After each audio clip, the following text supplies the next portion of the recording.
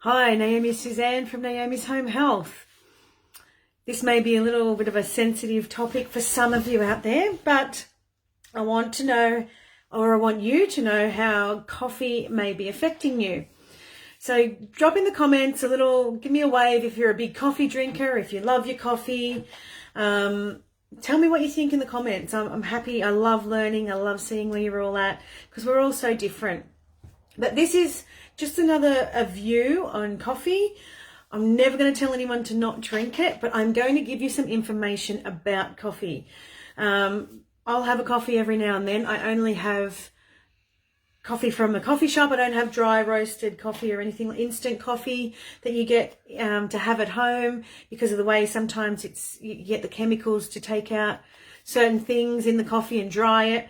So my coffee comes from good quality coffee, and I might add keto cream to it with some really good fats. And I have spent a lot of time drinking bulletproof coffee. Years ago when I did some research about coffee, bulletproof coffee being very, very good for the thyroid.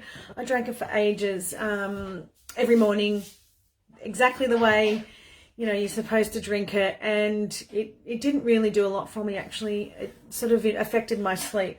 So coffee isn't for everybody, and it may not be for you, but sometimes you just can't help but drink it, and that's the way we are, isn't it? Like, sometimes we just can't help. We might feel a certain way and we just keep having it because we love it. So, and no judgment here, I'm one of those people. So coffee can be very dehydrating to the blood, to the liver, to the gut. It's because we put a lot of tap water in it, and tap water is very dehydrating as well. So we're not, with an autoimmune disease, we are generally chronically dehydrated. Most of the world is chronically dehydrated. And it's not because we don't drink enough water. Water doesn't always hydrate us.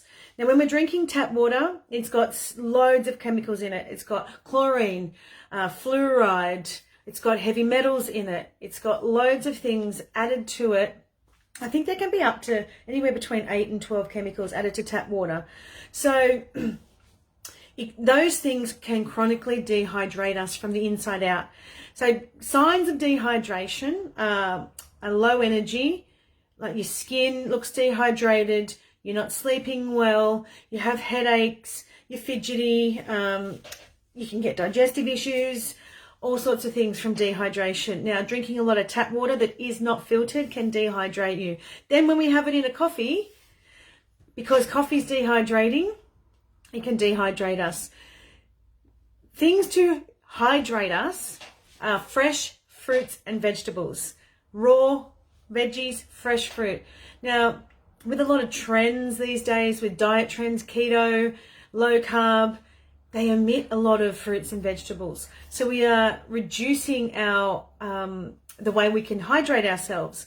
Then when we add a lot of fat to our diet, so with some keto diets, I watch a lot of people share what they have on keto, and I myself follow a low carb diet. I did keto, but when you're cutting out certain fruits and vegetables, you are missing a lot of healing properties.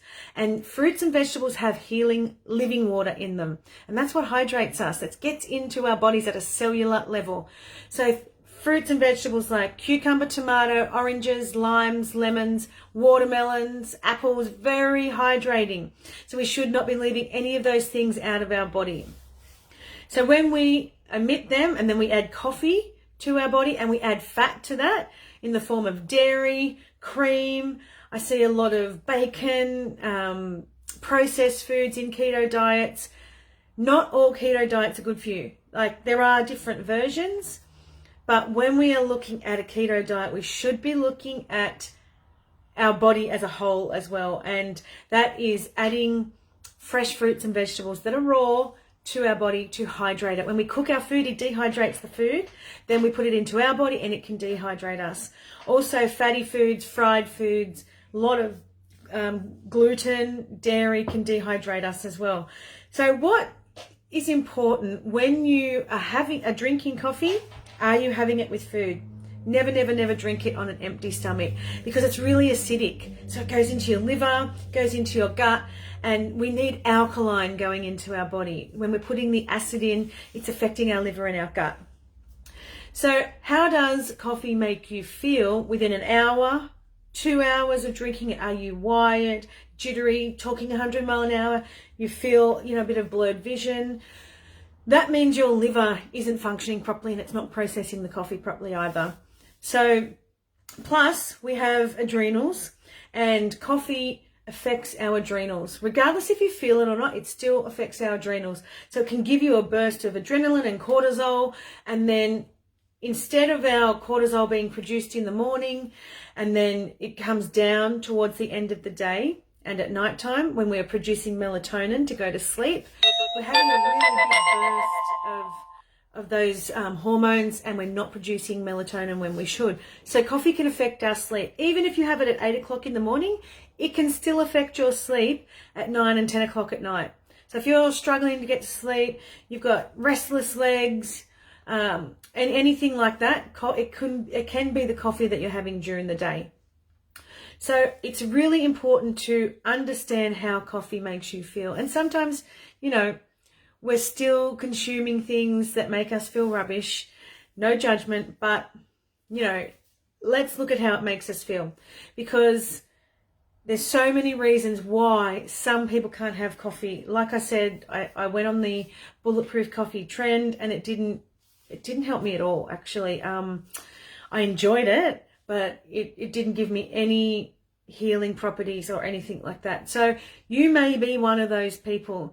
Some people go and all they have all day is coffee, and who knows, eventually they may crash and burn. But this is about keeping your body hydrated, making sure it makes you feel good.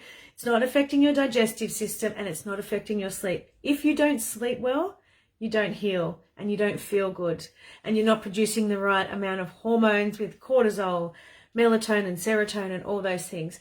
So it's really, really important to understand how coffee makes you feel. Put your hand up if you're one of those people who knows how coffee makes you feel, or are you just, letting it go? So let me know in the comments what you feel about this post. I mean, sometimes I get a brick wall with people. They put a wall straight up once I start talking about this with coffee, because they love coffee so much, and it's a habit. It's not necessarily the taste. It's not necessarily how it makes them feel. Sometimes it's a habit. I get up in the morning, I have my coffee, I go to work. It's a habit. It's a ritual. So there are things you can replace your coffee with. I have cacao a lot. I just had my ceremonial cacao, did a little meditation, but you can have herbal teas, green tea, things like that. I know they don't taste the same as coffee, or I have a weak coffee when I have mine, and I only have one once, maybe twice a week, if at all. I might go weeks without a coffee, but it's not building up in my system, that caffeine and all that sort of stuff. The water, if I go to a coffee shop, I know it's not filtered water. The water in my house, every tap, everything is filtered. The filtration system is on the tap outside, and I make sure everything is filtered so my skin's hydrated, my body's hydrated from the inside out. If you want to know how to get a filter on your whole house, let me know, because I can send you to a really, really good company that I use here in Australia, and I think they're using them in the US now as well. So let me know. I've noticed a massive difference in my kids' skin, our hair, no calcification build up in the shower, all those sorts of things.